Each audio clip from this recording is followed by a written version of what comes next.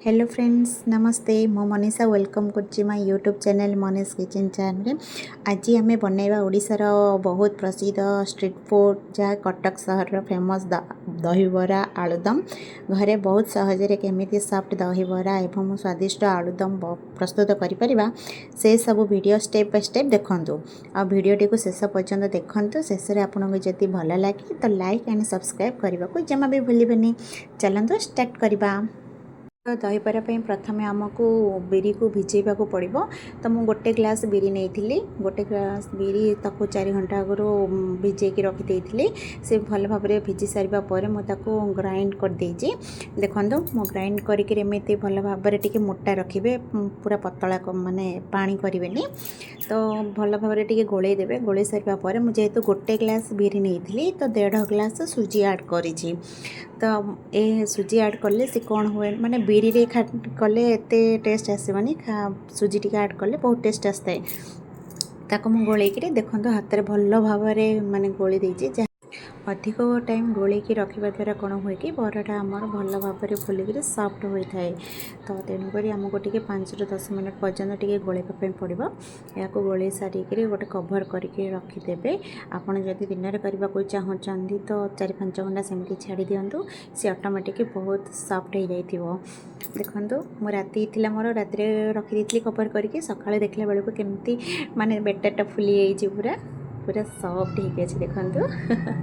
आपको भल भाव में आम फेंटीदेवा पुणी देखु सेम प्रोसेस पूरा गोले सारा पर से आम माने बरा करने कौन कौन नेसेसरी दरकार से सब आम ऐड करवा।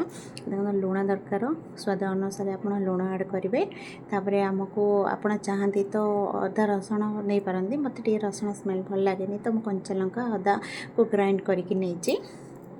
तापर मिर्सिंगा पत्र टिके काटिक नहीं करी पत्ता नहीं से जो पेस्ट करी अदरक चिल्लीर आउे अजवाइन मो पाखे कड़ा जीरा नाला अजवाइन आप चाहते तो जीरा भी ऐड करें। आपण को जेहेतु आमर बैटर बहुत भल से फुली जाइए तो से मत किसी बेकिंग सोडा पाउडर किसी आवश्यक पड़नी है ना किसी भी आप ऐड करेंगे। देखो तेल कड़े गरम हो गला तापर टे पानी हाथ करी एमती आप बरार सेप देकरी आप फ्राई करें है जितने आप कड़े बरा धरी पार से नहीं आप फ्राई करेंगे। देखो बहुत माने फुलुची बरा बहुत सहजरे हार्ड भी जमा भी हार्ड है बहुत सॉफ्ट होको माने डीप फ्राई करेंगे करके जिते फ्राई हो सार बाहर करदे। बाहर करके सब आगुरी अल्प उषुम पानी करके नहीं रखी गोटे पिंछारे से पिंछारे आप ऐड करेंगे है बरा को लेकिन रखिदेवे। भल भाव में बरा 5 ରୁ 10 मिनट से ऑटोमेटिक भिजीज से भितर आम दही पानी प्रस्तुत पाई तो जीरा गुंड लंका गुंड भाजिक नेले बहुत भल। दही पानी पे आमको जीरा और सुखला लंका को भाजी देले भाजी पाउडर बनईदे पुणी ताको आम छुंक देवा दरकार। तेणु तेल टिके हेंगू आ सोरिष पानमहुरी आ सुखला लंका करी पत्ता अदा आउ कंचा लंकार जो पेस्ट रखी से सब पकईकरी थोड़ा फ्राए करदे। फ्राए हो सारापर बाहर करदे। दही पानी प्रस्तुत पर मुझे गोटे हाफ पकेट दही लुण ऐड कली पुणी धनिया पत्र जीरा पाउडर लंका पाउडर और जो छुंक देती से सब को ऐड करदेली। आवश्यक अनुसार पानी दबा बेसी भी पतला करवानी अल्प टे मोटा रखा बेसी मोटा नहीं बेसी पानी नहीं एमती करवा। दहीटा भल से गोली हाँपाई घाटी दबा आम साइज्रे देखो मोर तापर आम आगुरी जो भिजे रखीचे बरा को पानी रे से देखो बहुत बढ़िया फुली तापर से बरा को गोटे गोटे सब बाहर करी आप चाहते 2 हाथ में भी प्रेस करी से बरार पानी सब बाहर करदे।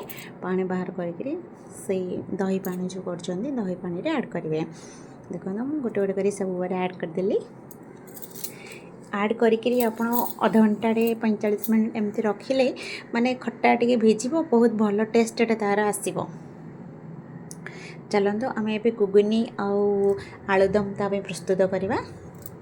तो चना भिजेकी रखी चना नेली आलू आउ बाकी हलदी गुंड लुण पकईकि 2 सीटी देदेबा 2 सीटी देले से काफ़ी है ना देखते सीझी भल से तापर आम चलते मसला स्टार्ट करवा तो मुझे मस्टर्ड ऑयल यूज़ करची तो टी काटी पियाज जीरा देकर पियाज फ्राए करदेली तापर अदा रसुण आउ पियाज बटा देती मिसईदेली तो टी सब घाटी सारा माने फ्राए हो सारा टमाटो ऐड करेंगे हलदी गुंड मर्च गुंड लुण मसला गुंड गरम मसला लाल चिली पाउडर आउ जीरा गुंड धनिया गुंड ये सब देकर आप भल भाव मिसईदेवे किसी भाजी हो सारा पर तार कलर माने एमती फ्राए हो सारा टी कलर बाहर को आसे तो से जान आप मसला भल भाव मिसी माने भाजी होती तो स्मेल रसुण कि पियाज स्मेल आसबनी से समय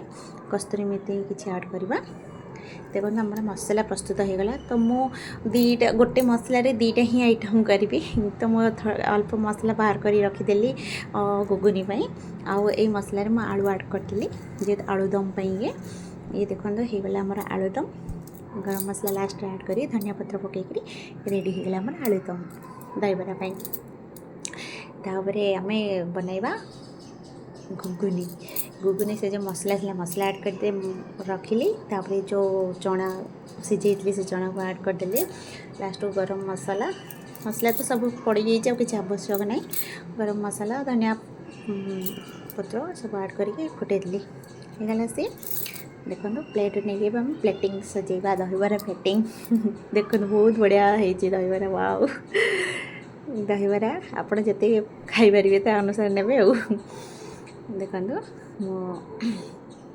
बढ़िया केते सुंदर देखा दही बरा ने गुगुनी पका माने आलूदम जो बनई रखी आलूदम देवे आलूदम उपर गुगुनी देवे गुगुनी जो बनई रखीचे गुगुनी पर आप जहाँ भी माने जो टिक्की सेव अच्छी टिक्की सेव पियाज कंचा लंका ये सब आप देवे धनिया पत्र भी पकई पारे आप जदि राग एक्सेस खाती तो कंचा लंका भी ढेर देवे किसी असुविधा नहीं टिके सब ये सब पकईकरी प्लेटिंग सजेदेवे तापर आम गोटे प्रस्तुत करवा माने छास माने दही दही रे लंका ऐड करी लुण पकईकरी धनिया पत्र जीरा पाउडर थोड़ा पकईकरी ताको पूरा एमती राग करवा माने तगड़ा राग जमी लगे खाइले पाटी आखिर चार पानी बाहर से गोटे देखो मुझे कली से पागड़ा पूरा लंका राग लास्ट को ऊपर ऐड करदेवे दही बरा उपर आउ आप चाहते जदि खट्टा पानी आउ दरकार तो आप से खट्टा पानी भी दही बरा पानी भी ऐड करेंगे ये रेडी हो गला आमर दही बरा